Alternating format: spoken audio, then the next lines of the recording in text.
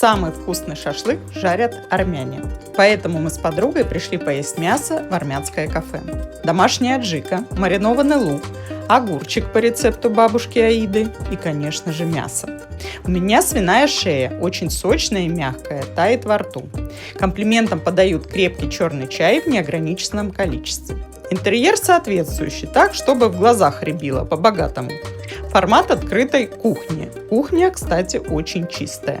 Есть столы для больших компаний и летняя веранда. Если будете в Красной Поляне, загляните в Прожар.